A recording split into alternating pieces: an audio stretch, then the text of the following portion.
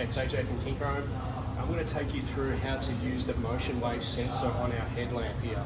So on the top here, there's two buttons. One is obviously to turn it on, it's an on-off button. Goes through the whole modes each time you push it. And the other button here is the motion wave button. So when I activate that and press it once, you'll see that the red light on the front is on, and that means that it's ready for motion wave. So what you need to do here is you've got 100 millimeters to do this, but when it's attached onto your forehead, you just wave your hand across the front of it without actually having to touch the headlamp. And to turn it off, again.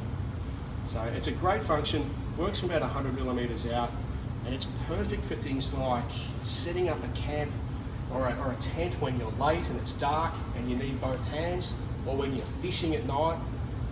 It's great for that, and also the obvious uses are in an engine bay, getting to where you want to, or even in a sink here. Okay, so there you go, that's motion wave technology.